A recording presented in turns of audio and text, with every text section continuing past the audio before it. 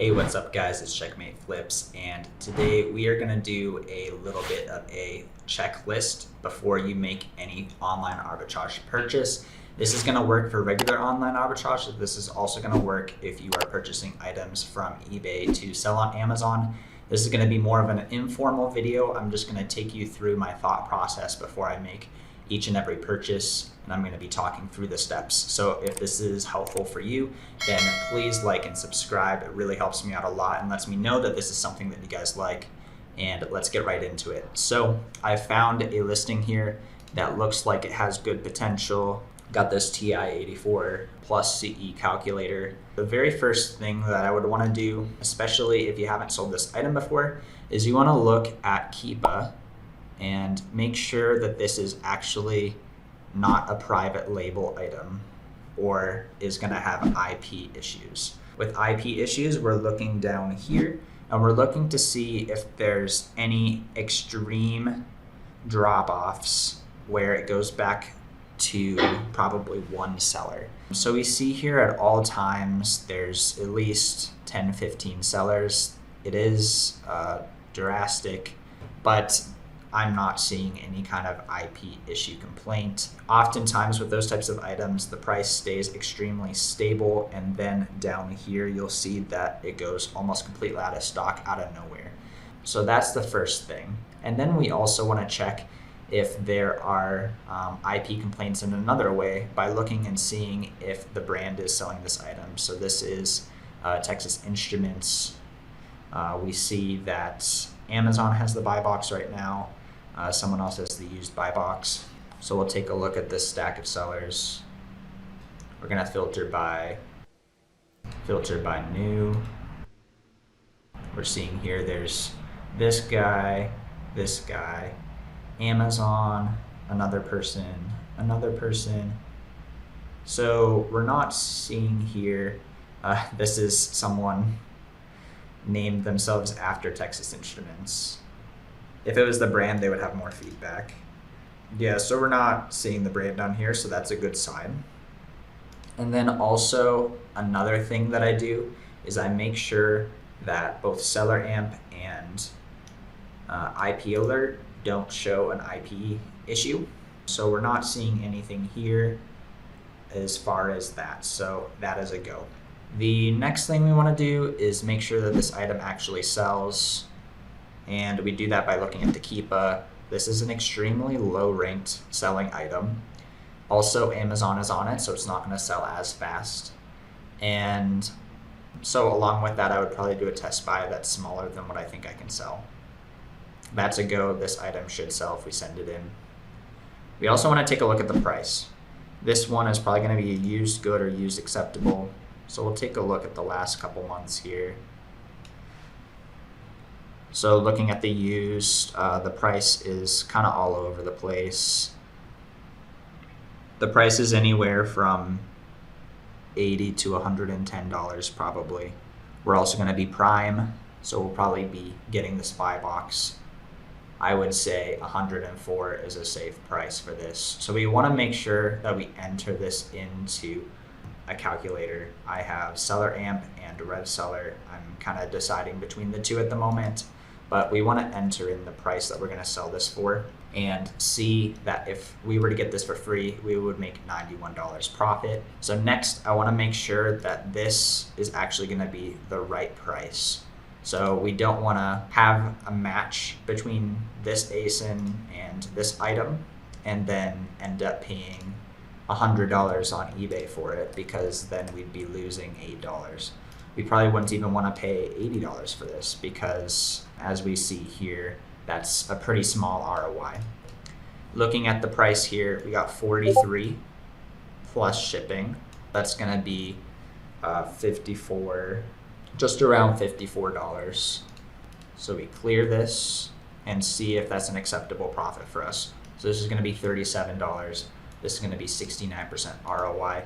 We really like that. That's good. Another thing we do want to check that I did see here is that the shipping time is going to be acceptable for us. So right now it's July 5th and the delivery is going to be between the 20th and the 23rd. That's not ideal, but the biggest thing that you want to make sure for is that it's not going to be a month or 2 months in advance. Because this is really good ROI, I'm willing to wait another few days. So I'm happy with that. Another thing we probably want to look into here is to be sure that this item actually works and the customer is going to be happy when they get it. So we're going to take a look at the pictures.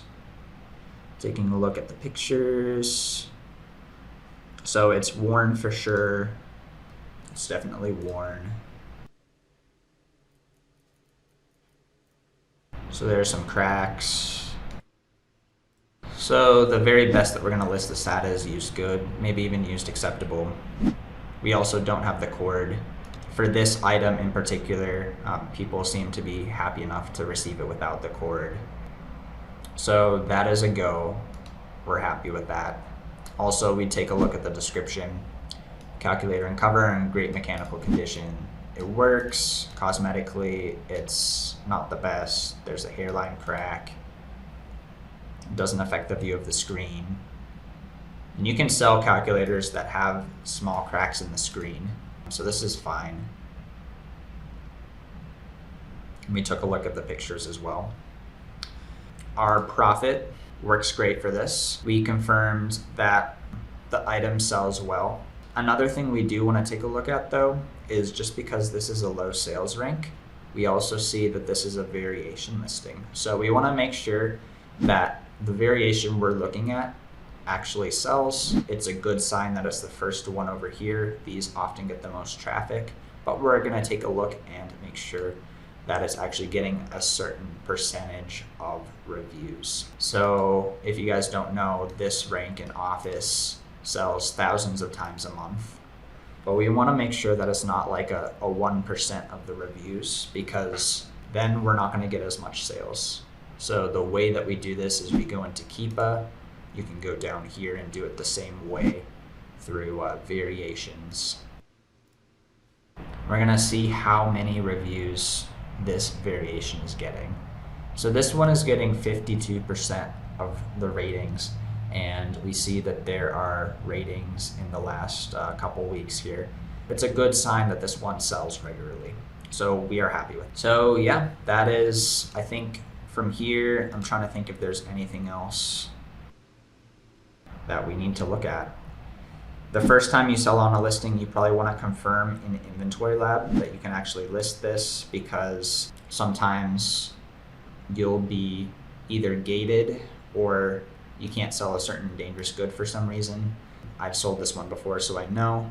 But if you want to make sure that you're not gated in an item, go ahead and take your phone and enter the ASIN into your seller app. And then from there, you'll be able to see whether you are allowed to sell this item or not. So that's a good thing to do. That way you don't have to receive the item and then try and list it and then realize that you're gated and have to return the item, because that's a big pain. And also the same thing with dangerous goods. If you enter that into Inventory Lab before you make a purchase, just to confirm that you can make sure that there's going to be no problems. But from here, I'm liking this a lot. I currently don't have any of these in stock, so I would definitely make a purchase here. So we're going to go ahead and purchase this, because like, why not make $37 while making a YouTube video? This is good to go into too. When you're on the purchase page, you want to make sure that your total cost is acceptable to you. So this is not the full price. This is the full price, including shipping. So we want to make sure that that is in our calculations here. Another thing you want to do is you want to make sure it's going to the right address. Potentially you lived in another place before when you had your account and it's going to be sent to the wrong address. Just make sure it's the right address. Also, you can take another look and make sure that the delivery time is acceptable to you. And then from there, once you do that, you can go ahead and click pay and purchased. So from there, if you do any bookkeeping to make sure you stay in stock on inventory, or if you have a prep center, you'll want to do that bookkeeping probably now. That way you don't actually forget to do that. But yeah, that is the checklist of what you need to do before you make every single purchase. A little recap of that is that you want to make sure that when you go to the 𝗬𝗂, you don't see a pattern of people going completely out of stock. So here's an example of something. This is what a 𝗬𝗂 looks like if there's probably going to be IP issues. You see that the brand is selling it. So that's one sign, and combined with this other sign, it is a telltale sign that there's going to be IP issues. So we're going to take a look at this 𝗬𝗂. This is a good example of a 𝗬𝗂 that probably has IP issues. So you see here that almost always it's a baseline of one seller, and then when someone comes on the listing, they quickly go off, and they come on the listing and they go off, and another couple people come on and then they go off. This is an item that is most likely to have IP issues, and if you contrast that with something like this, you see that the amount of sellers is a lot steadier. So that's one thing to check. You want to check the price, make sure that it's an acceptable price, including your buy cost on your source site. And you also want to make sure that the sales rank is good, and if there's any variations, that you actually are going to get some sales. That's all for today, and if this is helpful, please feel free to like and share the video. If you have any more questions, please send me a message on Instagram. I love talking and connecting to you guys on there. Hope you have a great rest of the day and that you can make some good profitable sales. Have a good one.